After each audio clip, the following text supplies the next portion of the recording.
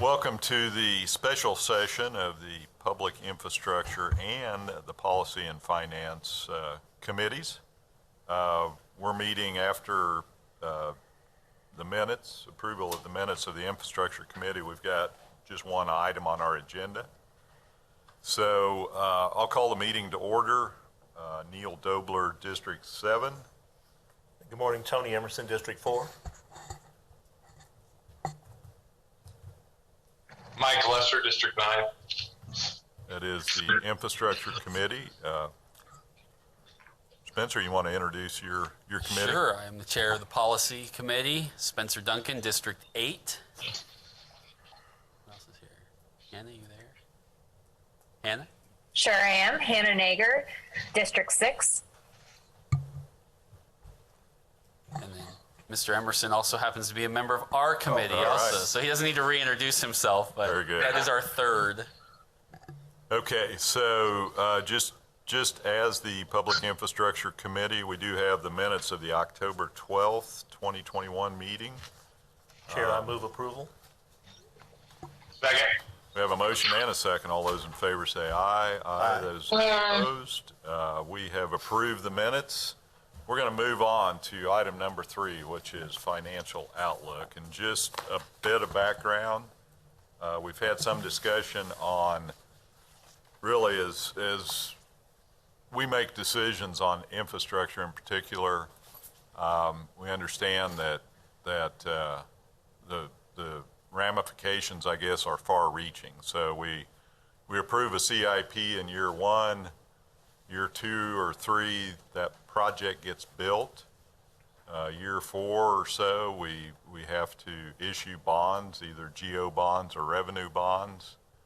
And finally, in maybe year 5, we're seeing the result of all of that in debt service that either has to come from the general fund, which ultimately means mill levy increases, or one of the revenue funds or the combined revenue fund, which means utility rate increases down the road. So we're trying to tie the actions we take on CIP and project budgets to what it's going to cost us ultimately down the road. And I know Finance has put together a presentation for us. Before we get to that, I might introduce Councilwoman Ortiz, who just joined us.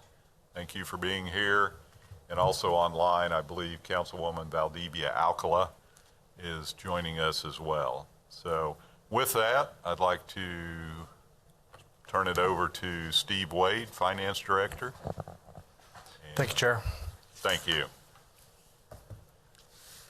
So this morning, the Finance team, in conjunction with the Utilities team, has put together some numbers trying to look ahead at both the operational budget as well as the capital improvement budget. Trying to, because of some contractual obligations we have on the payroll side, we wanted to map that out, as well as debt obligations we currently have, and trying to give the committee some guidance as far as what you might be able to handle moving forward. So on the slide that we have up at the moment is a 5-year expense outlook. On the top line, general fund, what we're projecting for 2023 is a little under $101 million. You can see that gradually increases to just over $113 million in 2027. And then the debt service line assumes a $9 million annual average, so 27 over 3 years. It also includes the Polk Quincy Viaduct, $20 million. And you can see debt service starts at just under $23 million. And then when you get into 2026, you'll see it starts to go down a little bit and drops again in 2027. That is because of Heartland Park and College Hill coming off of our books. The box below, if the forecasted debt service mill is what we're projecting out, The break even is actually the line above. And so what that means is for the first 3 years, we're actually eating into some of our reserves to maintain. So we're sitting on about $10 million of reserves. We'll actually narrow that down a little bit, and then you'll get into 2026, you're back to break even, and then in 2027, you'll see it drops down to 12.55.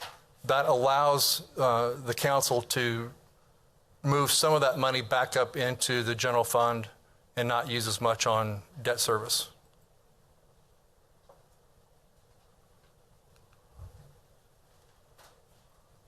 So what we've put together for this joint group are 4 options in regards to GO bonds.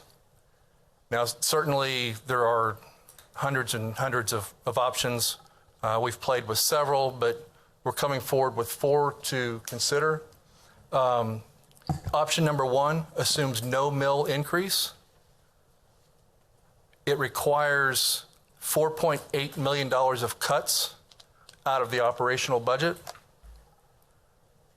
What that would do is give the council $7.9 million over these 5 years that you could use for items such as parking capital, firm, complete streets, items that you are currently bonding. This would allow you to pay cash for instead of bonding. And you can see the debt service mill then carries as in the first slide. So again, that's $4.8 million of cuts. Steve, thank you. I'm sorry, just before you go off this slide. So a question then, so if you didn't cut the 4.8, you'd have like 3 million? Is that what I'm reading? I mean, close to 3 million. What's 7.9 minus 4.8? Was that, I guess, 3.1, I guess? Is that right? I'm not sure I'm following you. Ask it again. So you're saying 4.8 cut, is that from general fund spending? That's from general fund. And that leaves 7.9 million. But you're basically carrying that across. So your 4.7 would stay down throughout those 5 years. So it's a one-time cut, and then you'll stay flat. So your operational budgets are dropping down 4.7 off of that first slide. No, 4.7, you have 4.8 on here. Or 4.8, okay, sorry. Okay. So instead of $113 million on the slide that's up right now. I don't. So if you go to the first slide on the 2027 forecast. So this is in 2027. This is starting here. It's $4.8 million less than each one of those numbers from 23 through 27. So instead of in 27 it being 113 million, it's going to be about 108. Because it's 4. That's essentially 4.8 times the 5 years, right? Yes. 7.9 is over 5 years. Yes. Okay, I'm sorry. That's what I wasn't. Yeah, no, I'm sorry. Following. That's okay. Okay. I thought maybe it was a cumulative. Okay. And so that leaves. So if we cut, so really you're doing 4.8. So almost, if we cut 20 million over 5 years, we'd only have 7.9 over 5 years. Right, and that allows you to not increase the mill. Okay, so 7.9 divided by 1, 2, 3, 4. So the it's first, like $1.5 million a year then. yeah, that first year you would have, I'm sorry, if you did what you're talking about. So 1 is a cumulative, 1 is a per year cut, and the 7.9 is the cumulative, what we'd have available to spend. That's correct. Oh, okay, thank you. So option 2 proposes a 3 mil increase in 2023, a $900,000 cut in 2026. And then you can see on that first line, the new general fund money, that's the amount that you would have each year that you could use to cash fund things that you're currently capitalizing, that you're bonding out. That totals up to 4.8 million in that top line. Yes, sir.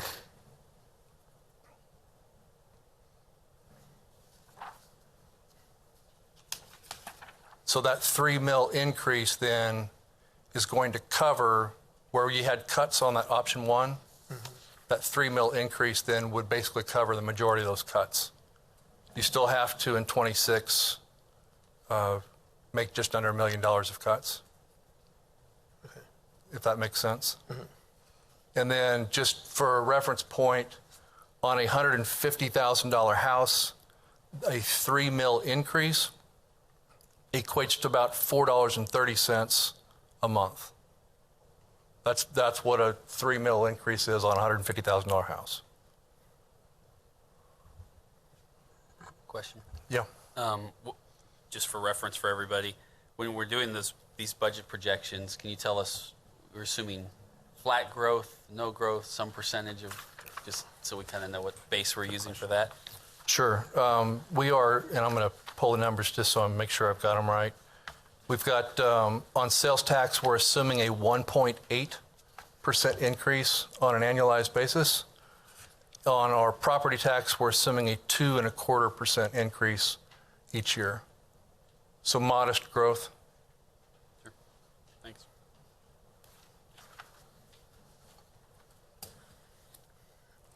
Option 3, again, is a 3 mil increase. It's $5.7 million of cuts over 5 years. That gives the council $5 million each year of new general fund money that could be used to pay cash instead of bonding.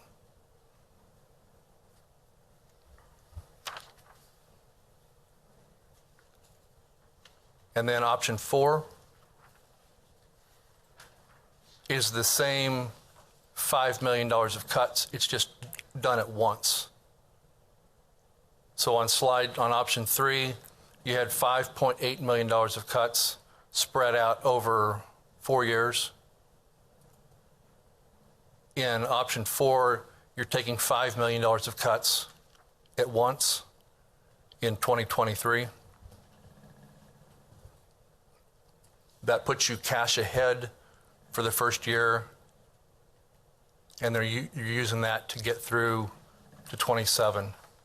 In every case, the 3 mil increase is a one-time hit with no increase in the ensuing years through 27.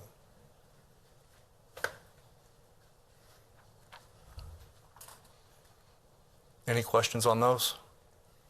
Just clarification. The 5.7 million in cuts over 5 years, is that number spread out over 5 years, correct? It's not 5 million, which I know is what it says. I'm just clarifying that. Yeah, I'm sorry. On option 4, Option 4, yeah, but both option 3 and 4. But the 5.7 million cuts over 5 years is that 5.7 is spread out over those 5 years. it is on option So 3. $1 million, 1 point, whatever that is, 2 per year or something. Option 3 would assume $2 million of cuts the first year, Okay. 1.6 the second year, and then in option 4, it takes all the pain up front, and so it's $5 million at the very beginning. Okay. Which is the biggest difference between option 3 and 4. Yes, sir. Okay. Thank you, Chair.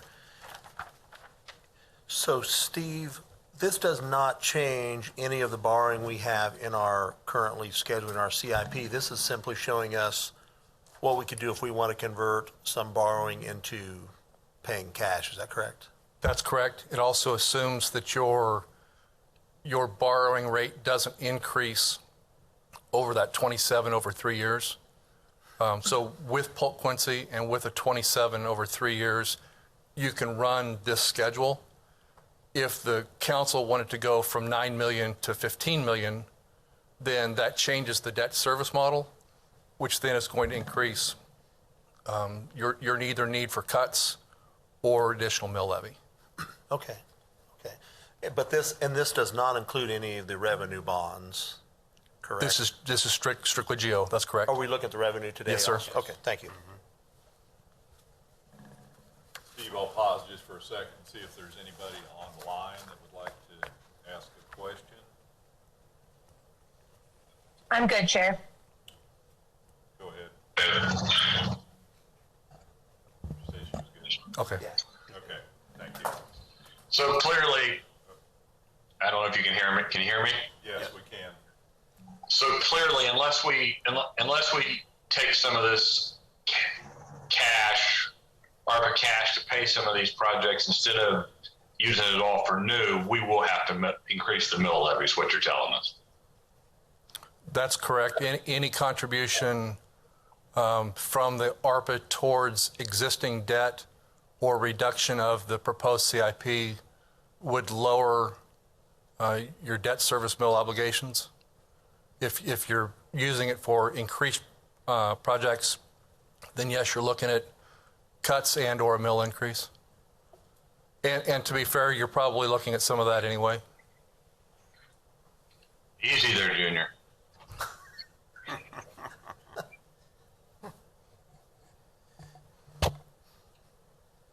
If we're good with the geo side, the slide up right now just gives you an idea of some of the options that we're talking about that you're currently bonding that you could convert to cash. Sidewalks, firm, streets, sort program. The numbers we've run assumes $4 million of that cash line. $4 million goes towards reducing some of these numbers. The balance, so if you remember the slide that had the $7.9 million in the first year, that would give you $3.9 million that you could cash fund other projects. Parking is an example where we have about $10.5 million of deferred maintenance. That would allow you to pay down some of that or other items.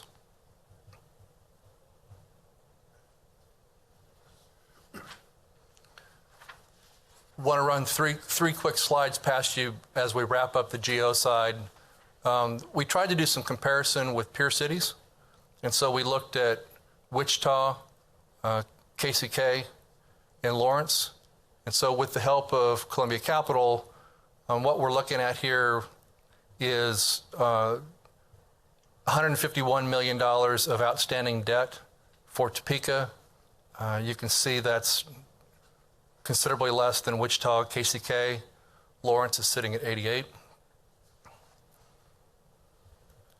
The outstanding debt per capita, $1,200 for Topeka. Wichita similar. KCK is double that, and Lawrence is sitting just under 1,000. This slide, I think, is a testament to what the governing body has done over the last 10 years. You'll notice that Topeka's debt has dropped 14.5%. That's much better than what our peers are doing, and honestly, it's one of the better stories in the country right now when you look at the percentage of drop in overall debt.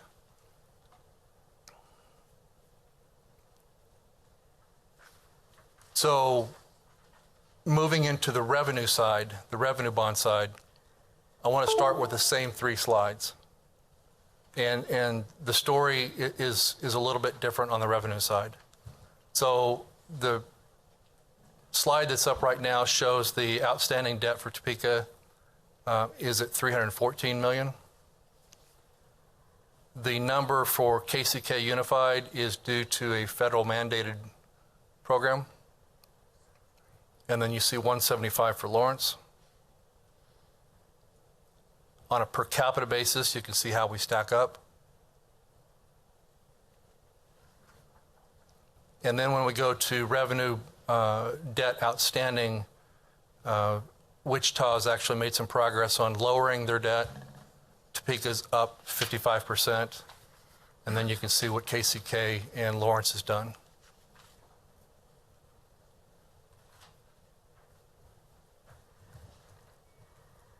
So with the help of Nicole Malott, we've run three different options for you on the revenue bond side. And Nicole, if I say this wrong, just shout out. So the slide you have up right now In 2022, you'll see $63 million of new money bonding requirement. That can be done a couple different ways. This is because of projects that you have previously approved that have not yet been bonded. So in essence, it's a catch-up to bring it up. Now that can be smoothed out, and I think that's one of the options that utilities is looking at. So it may not be 63 up front. That may be spread out over the next couple years after that. But with the model that's on your screen, you'll see $63 million and then $35 million, 18, 23.5, and then from 26 forward. So 22 through 25 are projects that are already in, that we've already discussed with CIP. 26 forward, this model in front of you is what I would call break even. And break even because that is where we have to be to see our debt levels not increase. And so that's 17.5 each year from 26 through 31. In column 3 in the box below where it says the estimated bond balance, you'll see the numbers as we get into 29, 30, and 31 basically flatten out. So this is what I would call the break-even model. Of interest, I think specifically, is the very first line of the slide where it talks about the change of utility rates. So our bonding as we've built it right now, our model assumes that we would continue forward with a blended 5.2% increase. So that's water, stormwater, and wastewater blended together. Council has approved those rates for 22 and 23. That blended rate is 5.2%. To make this math work, it assumes that the council would use a blended 4%. So it would not carry forward the 5.2 and it would instead to go down to 4. Obviously, the higher the percentage, the better the numbers look. We assume a operational and maintenance cost increase of 3% every year. The first year is a 5% increase because of some cost savings we've had now, and then we've seen materials, chemicals, et cetera, jump with current trends. And so we expect in next year to see a 5% increase. Yes, sir. Maybe for Braxton, what does the 17.5 mean? I mean, we talk about water line replacements, continuing rate. What else is, what does break even mean from your standpoint on the utility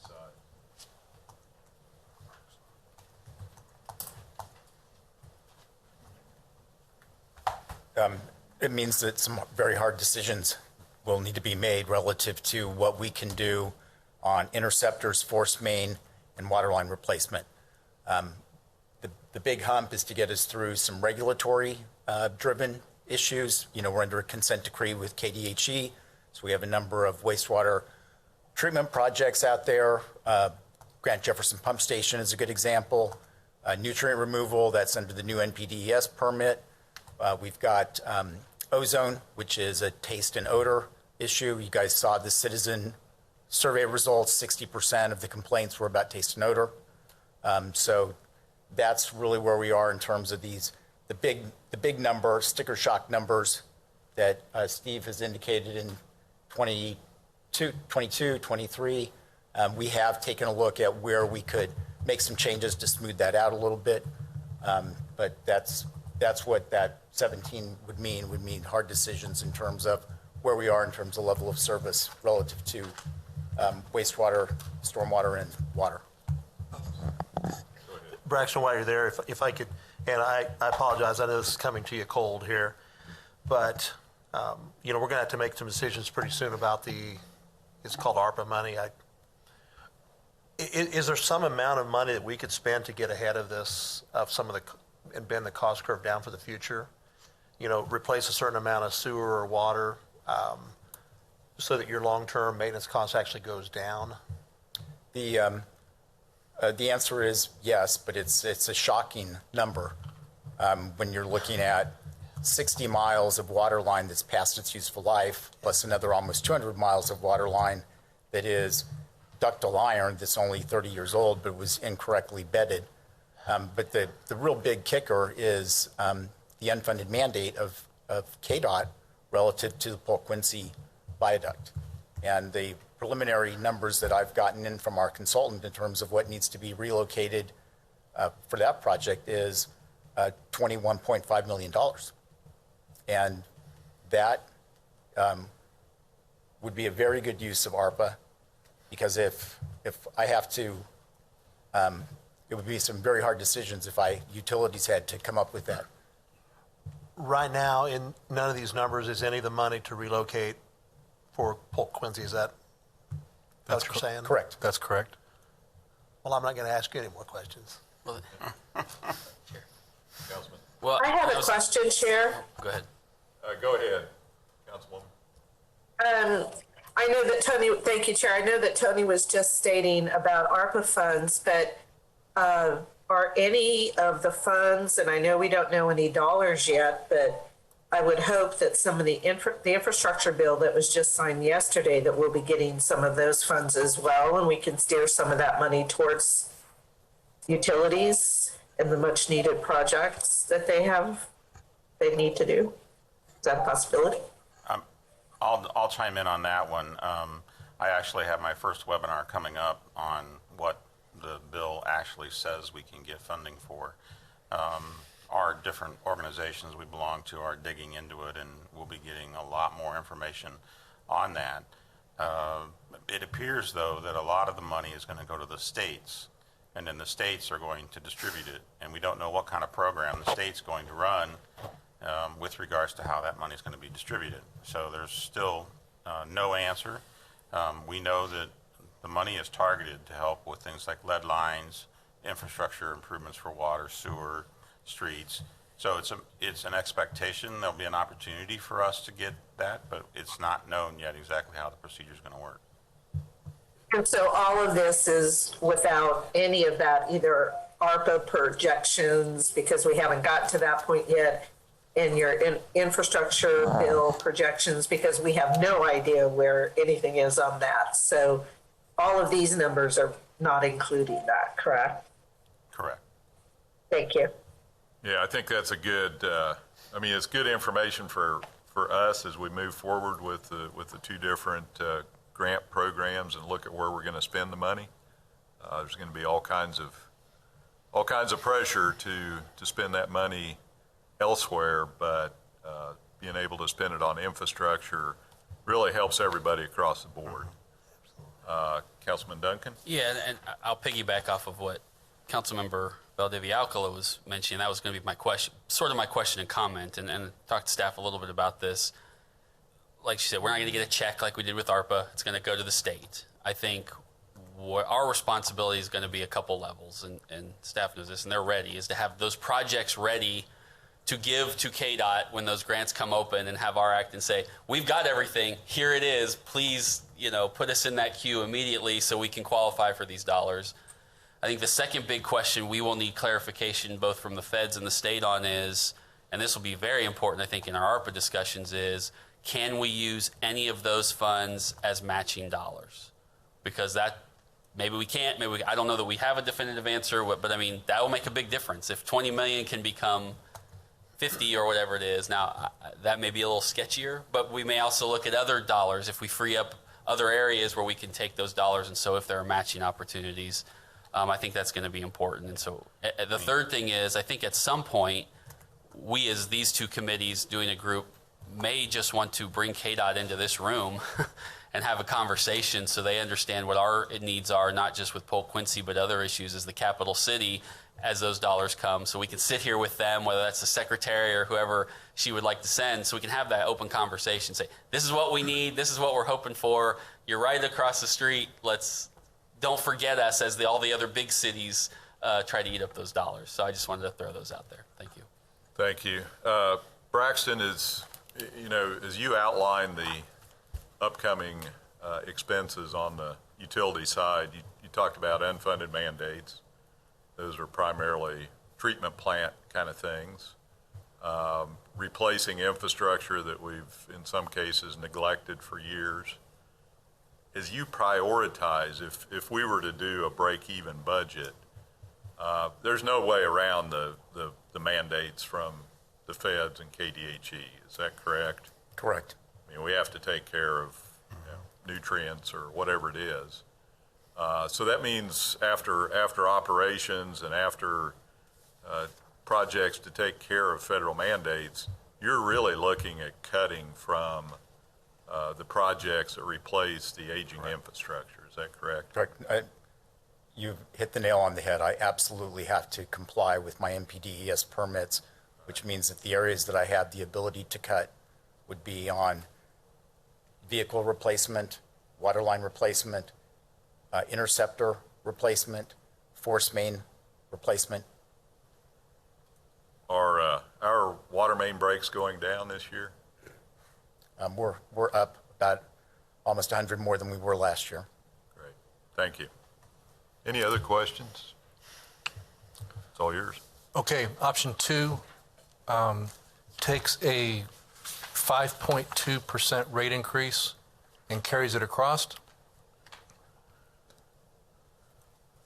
It takes a look at $20 million of debt from 26 through 31.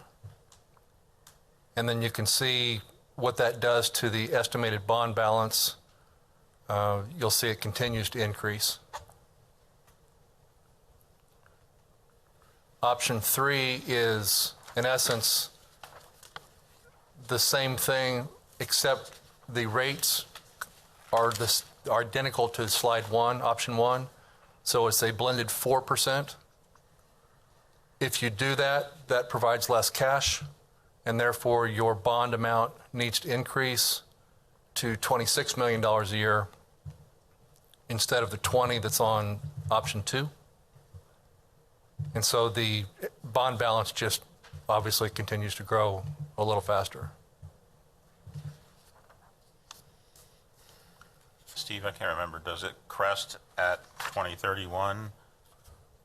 Or do you think it continues to rise? On option 2 and 3, it does not. It would continue to increase. Okay. Steve, I know on the GO side, there's some percentage of revenue that you don't want your bonded indebtedness to go above. What is it on the revenue side? What does that look like? Nicole's at 200 days. I think you're asking percentage of bonds, aren't you? What are the what does Moody's look at when they're rating bonds for the city of Topeka? Yeah, Moody's is looking at our debt service coverage ratio and our days cash are the two items. So they don't look at it in the percentage of balance Right. in our account. They look at it like we do with the general fund, where we want 20% is what we target, but a requirement of 15. Here they look at, as she's mentioning, days of cash on hand and the debt coverage. Right, and so days of cash on hand at a minimum, city council policy set 185 days. Moody's would really like to see between 200 and 300. And then for the debt service coverage ratio, our bond covenants require a 1.25, but I think we're looking at about 1.6 is the minimum so that we're not facing downgrades on our ratings. Yeah, if you look at the slide under the coverage column, you'll see the ratios on coverage. So in each of these scenarios, with these revised numbers, you're staying fairly consistent on your coverage ratios. We were warned on this last issuance of bonds that our amounts are getting high enough to where there's some concerns from the rating agency. One of the things that we've been told they look at specifically is the approved rates from council. And so option 2, which has the 5.2% blended rate, says to the bond community that the council's committed to growing revenue. And so that's considered to be a good thing. Your coverage ratios stay fairly consistent. And then it's just a matter of where the pain tolerance is on bond balance for the rating agencies. Okay. And so those are the three options that we have outlined on the revenue bond side. And really, at this point in time, we just stand for questions. Questions from the committee?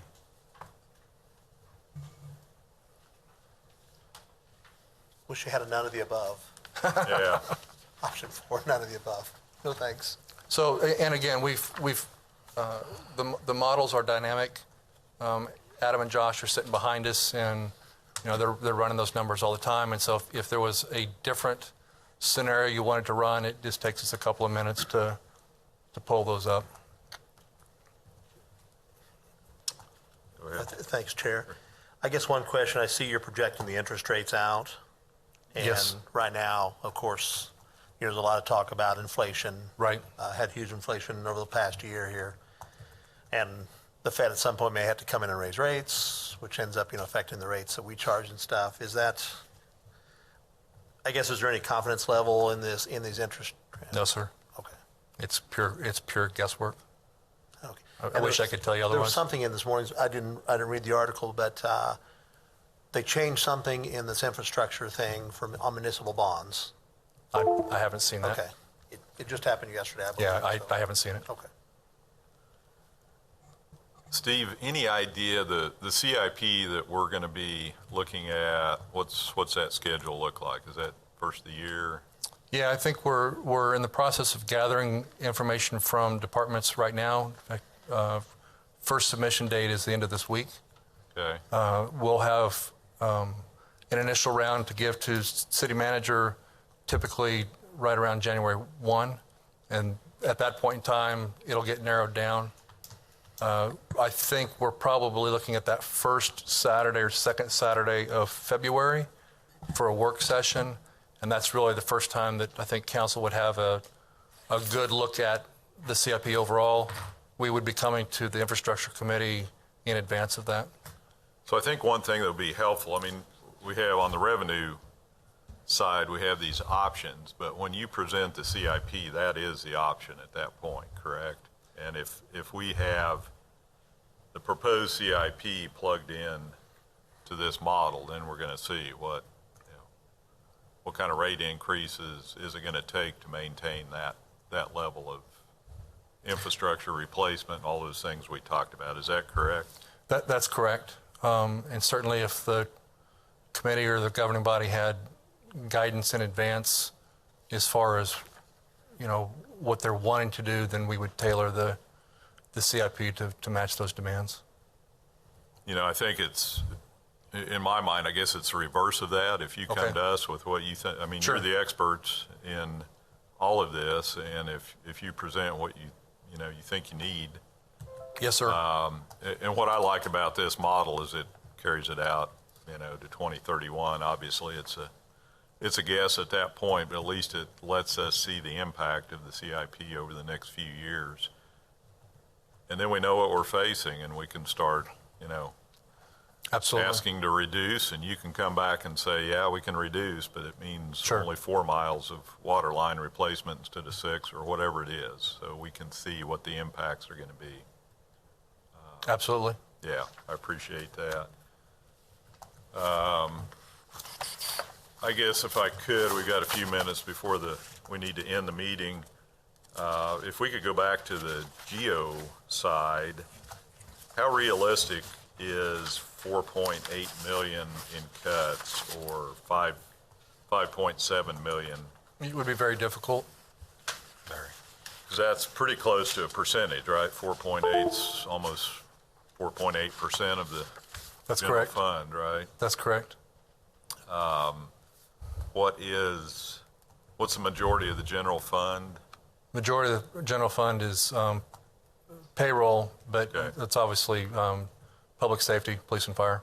Okay, so we'd really be looking at probably cutting into police and fire at some point. Yes. Yes, we would. Yes, sir. In order to make those Yeah. cuts. I don't see, based on cost-cutting actions that we've taken in the past, that there would be a way to avoid that. I mean, you'd be talking about almost having to eliminate whole departments to kind of make that up. So yes, you would likely have to make some changes in police and fire staffing levels and other fundings that we do for them. These scenarios also do not incorporate the proposal from the governor to eliminate food sales tax. That's at a state level right now, but there's some conversation what would happen if it would carry over into the local side also. This does not account for that.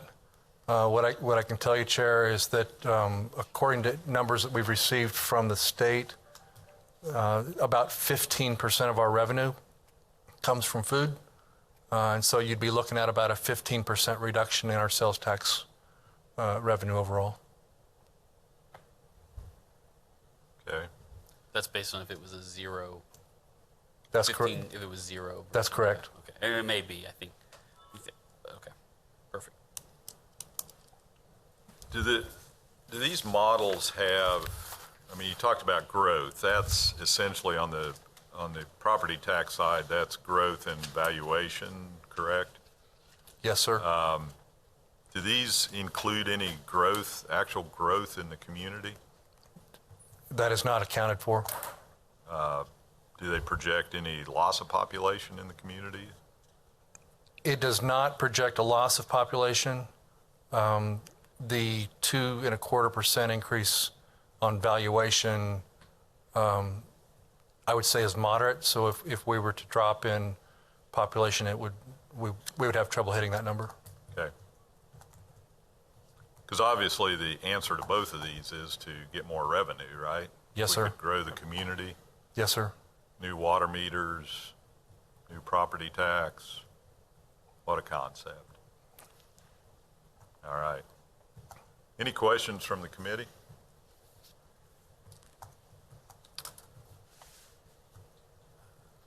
Looks like there is none. We really appreciate you putting this together. It makes a lot of sense to me. It's really what I was envisioning as we kind of move forward. Allows us to look at the impacts of the decisions we're making, and that's critical at this point. So appreciate the Policy and Finance Committee joining us this morning. And if there's no other questions, anything else, Steve or Brent, that you'd like to add? Just, Sure. I'll add one thing. I think, the critical thing out of all of this is to give you information for making decisions, and you were commenting on that. I think that what this does is it shows you what's necessary to be able to go back to a break-even status where you're selling only as many bonds as you're paying off. Ultimately, if you can get to that level, it's sustainable long-term. The hard part, well, I think we can show when it works, which is a previous policy that was established years ago as it relates to GO bond, shows the benefit of that, and that we have 14% less debt than we had, whatever the number of years ago he used 10 in the years. model. That is an indication of how you make it work. We've had lots of expenses as it relates to utilities and a lot more to come, and so we've not been afforded the opportunity to be able to get to that level. And it looks, based on the models, that it could be 8 to 10 years before we get to that point. But I think by having it, at least as you're making decisions, now you have the information to understand the ramifications. That if we truly want to see more water lines replaced, then we need to have that rate increase that's higher. It's a balancing act, I understand that, but at least I think with this information that we put together in the model, it allows you that opportunity to be able to make an informed decision as you make the decision. Yeah, absolutely. And it allows us to understand where best to put our federal money that Exactly. we're getting Yes, from agreed. either the ARPA or the infrastructure bill. So good timing. All right, with that, we're adjourned. Thank you. Thanks, Chair.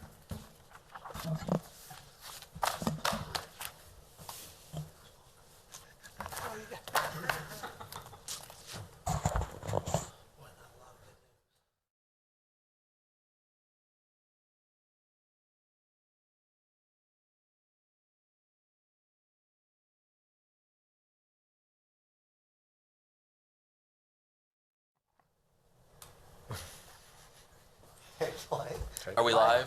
Oh, we're live. Well, hello, Topeka. We're back. All right. We will bring this meeting of the Policy and Finance Committee to order. I'm your chair, Spencer Duncan. Tony Emerson is here. And Hello. filling in for Councilmember Nager today is Councilwoman Ortiz. We're glad to have her. I believe you have in front of you the minutes from our July meeting. They looked okay to me. I didn't see any glaring issues. So I would move to approve. If someone would like to second Second. that. Any objections? Would you like to abstain, ma'am, since I you're will actually abstain. here? Understood. Councilwoman Ortiz will abstain because she has no idea if they're correct or That's not. correct. All right. With that, so Bill, I see you're here, even though it says somebody else in the form, which is fine. I just want to make sure. You're going to take it from here on the Energy Conservation Code, and then if you want, we can go to the building. Yeah, I didn't know if you were Richard's gonna, sorry. No, you're fine. Yeah, Richard will help walk us through the presentations on this. I'll tee it up a little bit by just saying, when we were last here, we were bringing forth to you the 2015 IEBC, and we were going to bring the 2015 IECC to you. That discussion led to if we could update it to the 2021 version, which is what we've been working on the last 6 months. So that's why we're here today, to present the 2021 versions of both of those codes. So, Take Richard. it away, Richard. Yep. Morning, Chair, Committee. We're presenting the International Energy Conservation Code for 2021. Presently, we have adopted codes that address our commercial and residential uses. Some of the codes address commercial only, and we have some that also address the commercial and the residential, which would be the mechanical, the electrical, and plumbing codes. It addresses both the residential and the commercial structures. The 2009 Energy Conservation Code is the one we're presently using, and we're just using it right now for the residential uses.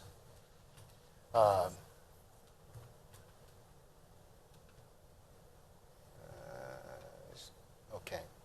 As Bill had stated, when we came, we were initially going to try and adopt the 2015 International Energy Conservation Code, but the council wanted us to look at something that would be more current, so we're looking at the 2021 code at this time. We went through a process where we were looking at the systems that are covered in the Energy Conservation Code, and the committee that we came to the conclusion that we just needed to look at the envelope of the building, something that we could control, the interior workings of a building, the lighting, the heating, things of that nature we wouldn't actually be able to control on a regular basis. This code is produced by the International Code Council. I think there's one slide. There you go. You just did that one. Yeah, so. The committee that we used were people from the community, and they are in the construction industry. So we had some input from those people that are actually using the code and how it affects them. Once, as I stated, we were just looking at, they recommended that we just look at the envelope of the building. Also, as we were going through the process, there was some concern from people in the industry not to move forward the 2021 code for residential because of the cost. It would increase the cost of the residential construction. So the committee recommended that we stay with the 2009 Energy Conservation Code for residential structures.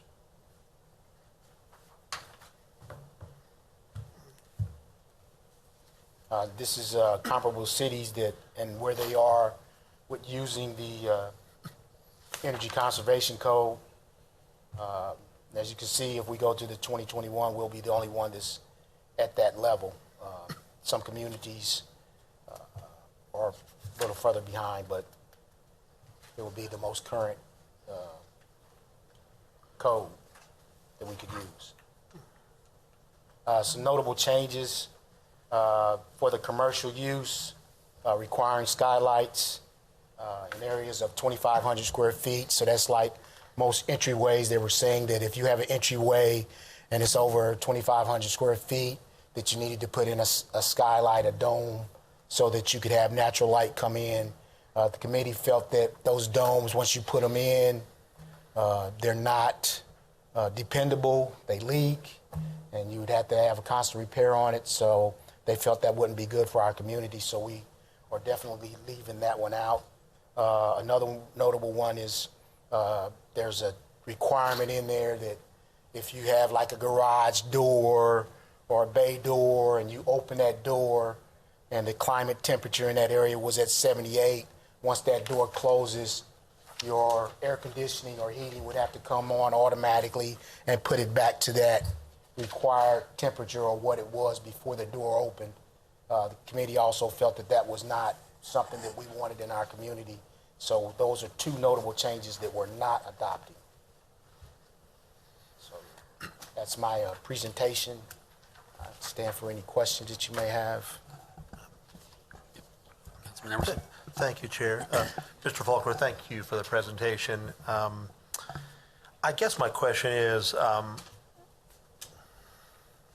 do you have any more information about, I guess I'm curious why they wanted to retain the 2009 for 1 and 2 family structures. Is there any, I guess, any background on that? Yeah, I don't know if I sent out a slip. The cost of the repayback of the money that you would expel, the 2021 requires a higher level of insulation in the building.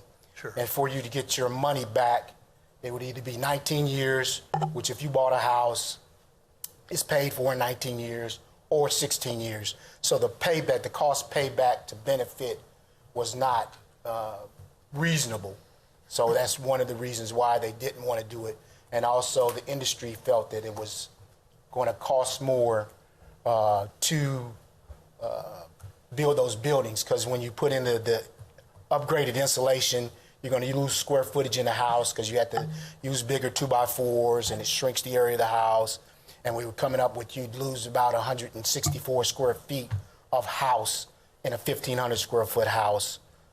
So there was really three negatives: the loss of square footage in the house, the cost to payback ratio, and the industry not wanting to pay the additional money.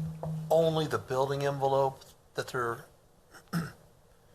so that's the building envelope you're talking about. So is it only the building envelope that they don't want to adopt the new code for, but everything else would be under the new code? No, the building envelope was all we looked at as far as the things that we could control. We couldn't control the mechanical systems, the lighting systems, those systems inside the house. But once the house is built, that's what we can control. So we looked at the building envelope is one of the things we looked at as to provide energy conservation. Now, the things why we didn't adopt the 2009 included the cost payback for the structure, the loss of square footage in the house because of the increased insulation, and the additional cost to build the house. So those are the things why the committee did not want to adopt the 2021. Okay, thank you. Was there any discussion of getting up to the 12 or the 15? I mean, if 21 was kind of an issue, did we look at the other updates with those other years and see if the same issue arose, or have we had a chance to look at that yet? No, we didn't look at that. We focused on the 2021. Okay. We didn't look at the other. Okay. Pardon me. Yep. The committee did look at 2015 initially. Yeah, we had before adopted 2021. We were recommending it 2015. I just thought he meant.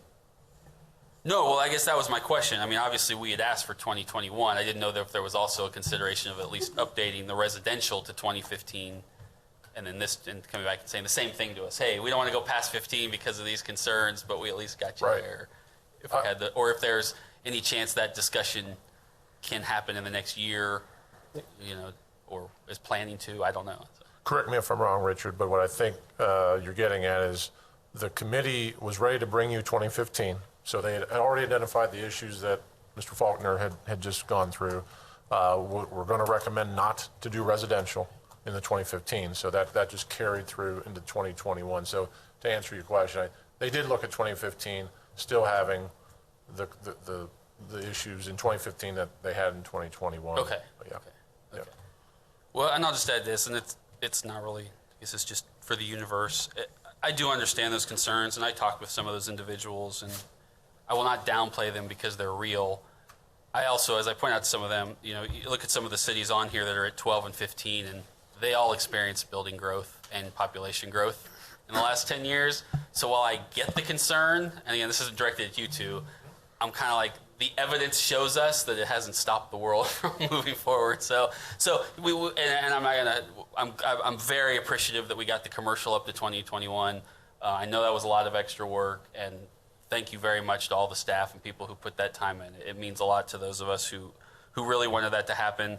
So I'm not going to be too grumpy about the residential still at 2009, but I'll leave it open to, in the next year or so, it'd be nice to have that conversation and see if we can at least get us somewhere inches closer, if not 21, 12 or something. So that we can look at that at a later date.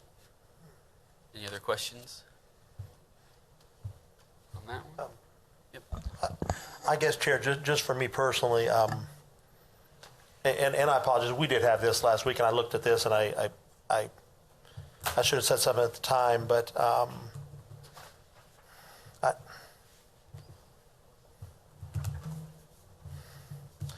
I guess it's always so hard to know, these meetings aren't online, they're not where we can look, and the minutes are like, a little paragraph. And I just wonder, I just personally feel like I'd like to reach out to some builders and just ask them, is this, because the bad thing is someone who's building a house in that's tighter is going to be a competitive disadvantage. Over the long term, that'll save people in the house money, and it'll also help our environment. You're not, wasting energy. It seems like that's just so archaic. So part of it will be, I will make the request, whoever the deputy mayor is, to participate on this committee again, whether it's as chair or not, that's fine. And I think, to your point, I think one of those conversations needs to be at one of these meetings. I'd like those builders to come in and clearly be able to tell us directly, these are the issues, let's draw that direct line for you, so that you guys don't have to stand up here and say every time and take the slings and arrows. I know this is not you guys. Right, so I think that would be productive for us as a group to just have one of those meetings in this setting, and so that we can have a better understanding of what some of those very specific direct issues are, so that we're better informed. So that will be, if I can get back on this committee next year, my suggestion / recommendation to that committee. If I may, I don't know if this got around. I know we sent some background emails from the committee, and I'm not sure if that reached you. I did when Ms. Faulkner said that. I had forgotten about that. Okay, but point taken. We having that. It's a little different having a discussion than sending the emails. So understood. You get the brunt, but it really isn't all on you. Yeah. You just are the two guys who get to stand here in front of us. Lucky you. Congratulations. So, any other questions on the energy? All right, move on to the building code.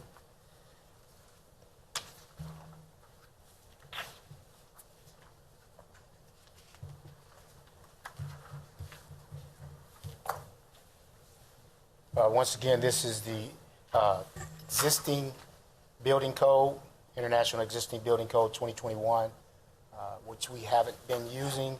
The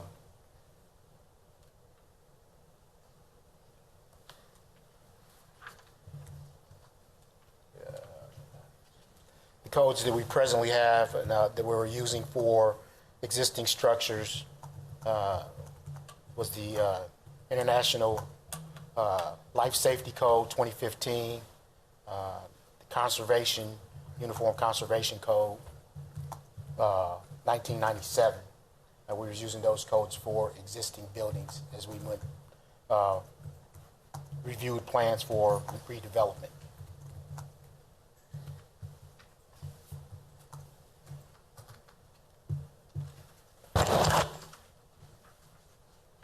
As I stated, we were using the existing uniform code of building conservation for existing buildings. We had came through and the council had recommended earlier that we look at doing the existing building code. So we had reviewed the 2015 International Existing Building Code, and the council also wanted that to be a more modern code. So we went back and we did the 2021.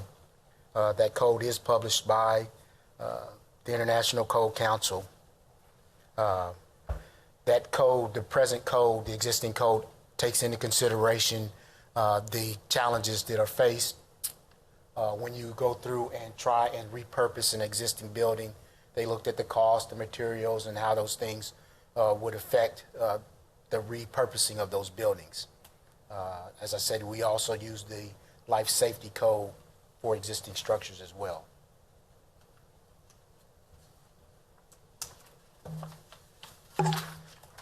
The board, the Building, Fire, and Appeals looked at the requirements. Once again, we had people that are in the industry that are members of that board to give us input as we move through the review process. We also had city staff that went through that process to help provide technical information that they may or may not have. The International Code Council also came and gave us an update since we had reviewed the 2015 and we needed to go to the 2021. We contacted the Code Council and they came and they gave us an update on the changes of those codes so that we would be familiar with it as we reviewed the code and made our recommendations.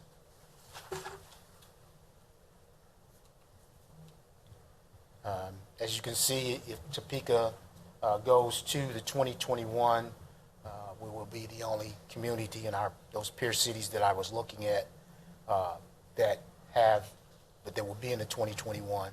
And some communities, as you see, don't even use the existing building code. Do those communities just have their own code? I mean, they have some kind of code. They just come up with their own. No, a lot of communities just use the building code. Oh, whatever. Building code, and they make them follow those regulations. Gotcha. There is a section in the code, in the Uniform Building Code, for existing structures. Okay. So, or there was. Sure. Notable amendments. In the existing building code, they were requiring seismic retrofits for existing buildings. With our buildings downtown, a lot of them are connected. And if we were to require a seismic fit in one building, if you don't have all of them connected, it's a waste because the one building can't hold up the other buildings. So we didn't recommend that we would take that requirement. Also, the floodplain regulations, we have floodplain regulations in our Topeka Municipal Code. So we recommended that we don't adopt those since we have our own code and our code follows the national standard. So we didn't recommend adopting that. And I just have a quote down there from Cassandra Taylor. She's one of the members of the board in support of what we're doing and understanding that we need to have some type of building codes for the community. And even though she's an architect, to me, like on the other side of the table, she still recommends that we have some type of standard. And she's in support of what we're doing. So I just put her quote in there. I thought it was good of her to take the time to say that. So. Questions? No, just thank you, Mr. Faulkner. I know this is a lot of work, and I really appreciate it. And I personally, I love to see that we're not only up with our peers, we're actually leading our peer cities, and that's, I personally think that's where we should be. Thank you. You're welcome. Thank you. Any questions, Councilman Markey? Well, I'll just reiterate thank you for all the tens of thousands of viewers we've had on this topic through the last. We had some spirited conversations, as everyone knows, but we really do appreciate. We know we asked you guys to go back and do some more heavy lifting, and we do want you to know it is appreciated, and I think we feel better knowing that some of these will be updated, and like Councilman Emerson said, ahead of the curve on some of it, and right with our peers on others. And so, thank you very much for all the extra hard work you put into it. You're welcome. I appreciate you guys taking the time to hear the presentation. Thank you. So do we need to approve these out of this committee, right, before they go to? Yes. Guess we'll do Should them. be a recommendation to approve to the governing body. Okay. And do we need to do them one at a time? Yes, I would. Okay. Yeah. Chair, I move that we recommend approval of the 2021 International Energy Conservation Code as amended in this document. Second. Second by Councilmember Ortiz. Any objections? Speak now. All right. So And- moved. Oh, great. And secondly, I guess I also move that we adopt the 2021 International Existing Building Code as amended. Second. Recommend adoption, excuse me. Seconded by Councilmember Ortiz. Any objections to that motion? All right, great. So moved it is. We'll pass those on to the council, and I will try very hard to explain them with some competence when the time comes, and we'll go from there. Well, we can probably, the presentation that was provided today can be included in the packet. Okay, and sure. used as We a can guidance, explain. and staff can, if you want staff to run through it with the governing body when it's presented, we can do that as well. That'd probably help. Probably so. Yeah, yep. All right, I believe, Mr. Wade, is it your turn? Going to tell us how you're going to revolutionize the budget process and make it simpler for all of us? Not to overstate it, but So, Thanks, Vinny. Councilman, your Yes. slide presentation is on the corner of your desk. Thank you. So what we want to talk about this morning is a proposal to change the way we do our budgeting for both operation and CIP. Councilmember Emerson, we had some conversations during the budgeting process last year along with Councilwoman Hiller. We listened to you, we heard some requests, and so this is our response back. Specifically looking to make sure that you're getting your money for where you're budgeting. And so outcome-based budgeting looks at priorities as opposed to departmental line items that you're used to seeing. The traditional way of budgeting, you take a look at last year's spending. Typically, you apply a percentage to it, up or down, and that gives you a number. Outcome-based budgeting, you're looking to see what to keep. And so the presentation that we had earlier this morning talks about some potential cuts in the budget and some decisions that the governing body is going to have to make. This allows you to look at outcomes to make it easier to get what you're looking for. And so specifically, if you look at, and I'm on slide 3, Councilmember Ortiz, there are 5 priorities that Council has adopted as far as strategic initiatives.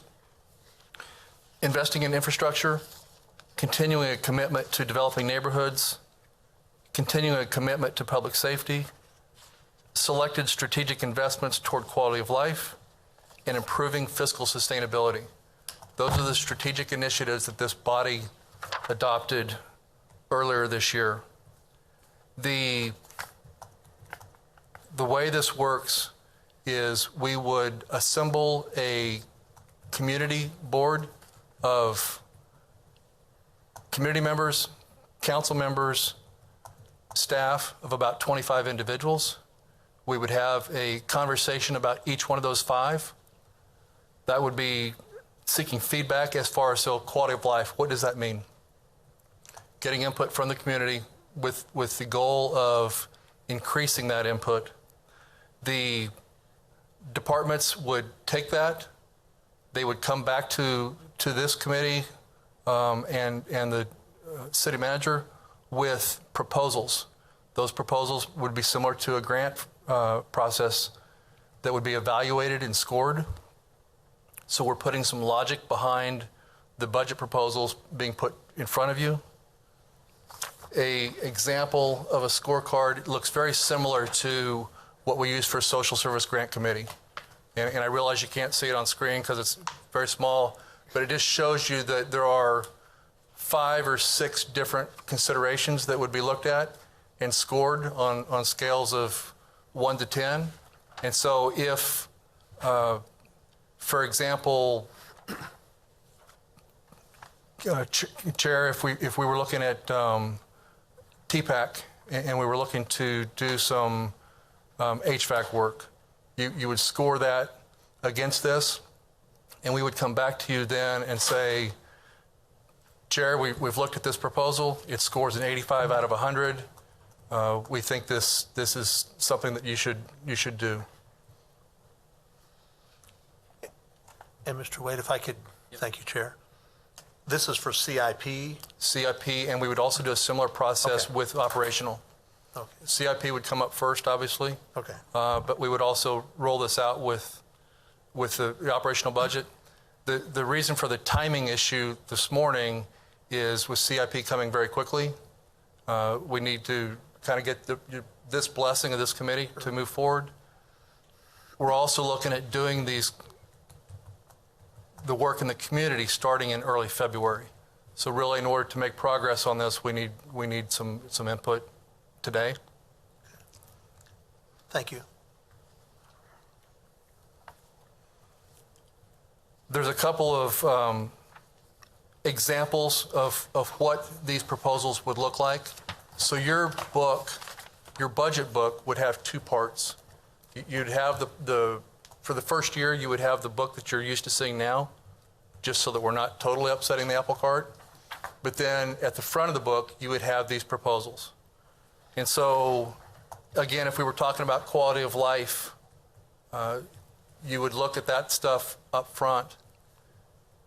The advantage to that, to the governing body, in my mind, is when we talk about quality of life in our current book, we're really talking about the zoo management. And we really don't go beyond that when it comes to this priority that the governing body has established. Social service grants, programming that we do with Arts Connect, with TPAC, with neighborhoods. Those are all things that improve the quality of life in the city, and so it allows you to help tell a story for your constituents. It also puts measurements behind that. So if you think about the SORT grants that we were doing, one of the questions that's come back to us, Councilmember, you've actually asked it in regards to property valuations. So we're looking at what is the outcome on those. Does it affect property valuations? If it doesn't do that, does it improve quality of life? Does it improve neighborhood health? Those are things that you would assign to each one of these proposals so that you know what you're getting. Does that make sense? It does. Chair, can I? Yep. Thank you, Chair. And I guess, and first of all, I'm very supportive of this approach. Just a question, and I don't know how much you want us to get into the nuts and bolts of these, because would this be how it is, or is this just an example of how another city does it? It's just an example of how another city does it. Okay. So what we looked at with this one specifically is there's about a dozen communities that are doing this. I would call this process cutting edge. It's not bleeding edge, it's been done. But it is cutting edge. And so this changes, really it moves Topeka towards the forefront of how you're looking at fiscal sustainability, which is one of your priorities. You're looking at what are the outcomes, are we achieving the results that we want, what services do we provide, are we getting the specific services, why are we doing it, and how much does it cost to offer these services? Those are the bottom lines out of this. If you,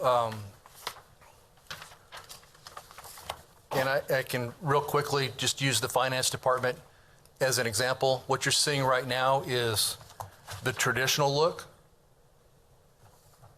You see personnel, non-personnel, actual of last year and the year prior. So what you're looking at are numbers. In a new example, what you're truly looking at is the finance department is really doing about 10 different things. What we're providing to the city is budget management, cash accounting, payroll, treasury and reporting, and other things, and here are the dollar numbers assigned to those activities. And so you're seeing what is your investment into these items.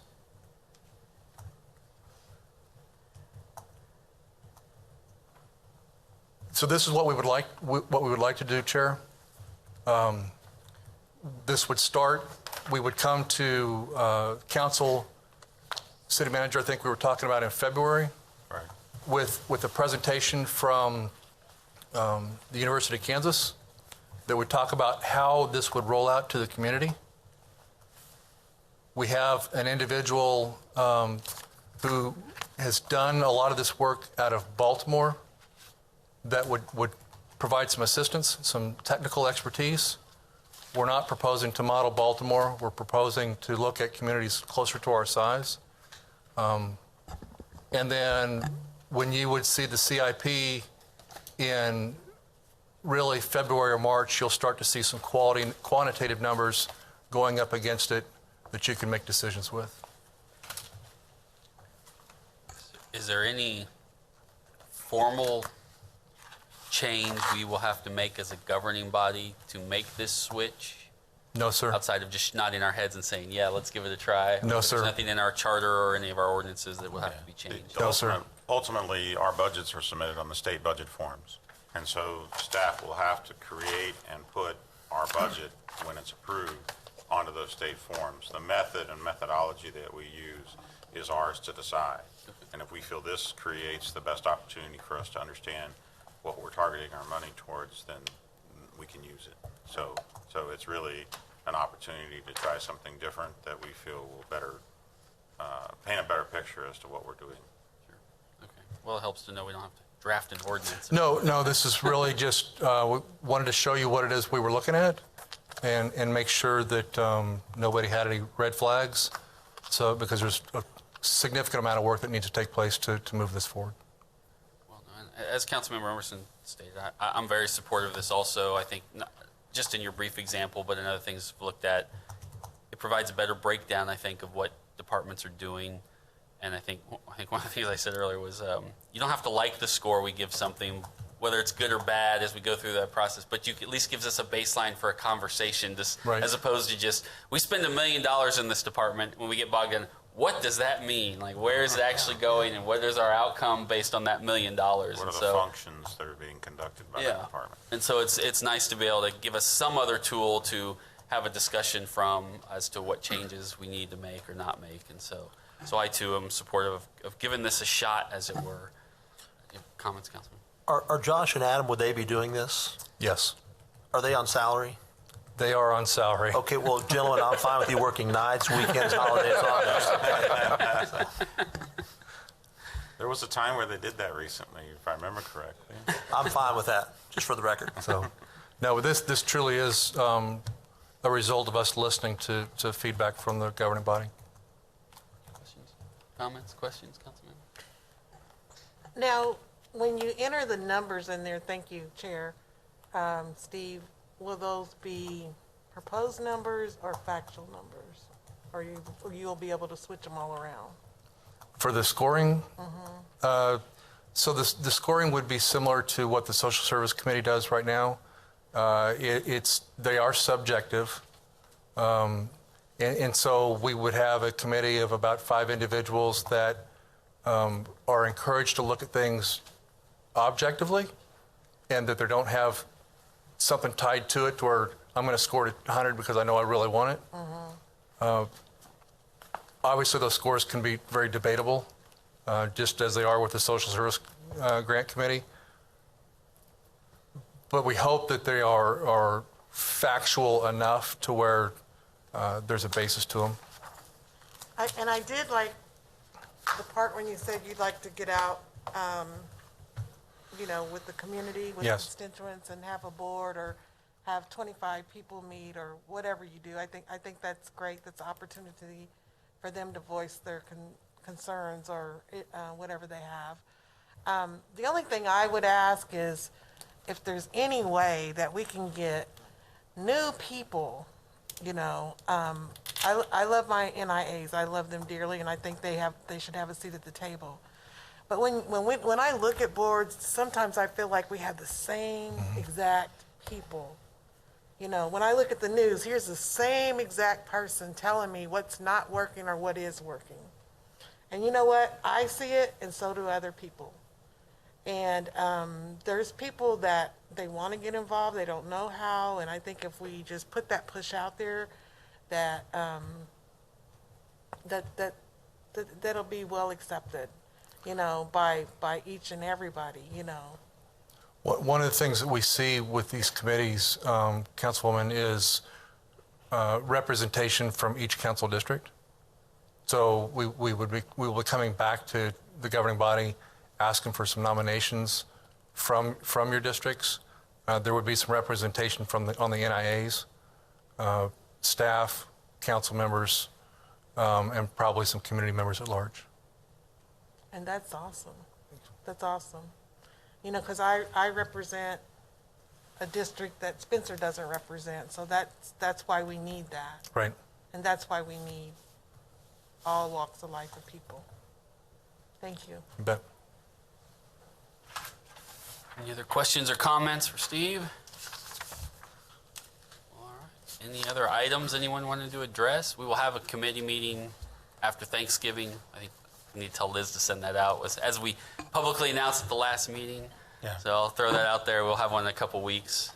I was going to say, to that regard, staff's going to be meeting with Whitney Dameron, and we are going to do is draw up a tentative list of legislative priorities that we identify, kind of boiling down what Whitney talked about to the things that we would like to pursue.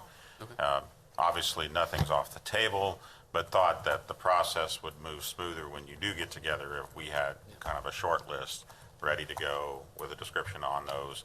And then that way, when you meet, it'll go maybe a little quicker rather than having to figure that out. What are the priority issues? I think that the two issues for that meeting, as far as I can tell, will be that, and I'd like to finalize the policies for next year because I have a feeling there's a feeling that from other colleagues that we don't need to extend our governing body rules past December 31st for Zoom every meeting. Right, yes. And that policy addresses that. So if we could get that at least knocked out at that meeting and maybe approved before the end of the year, that would solve that problem too when we come back in January. So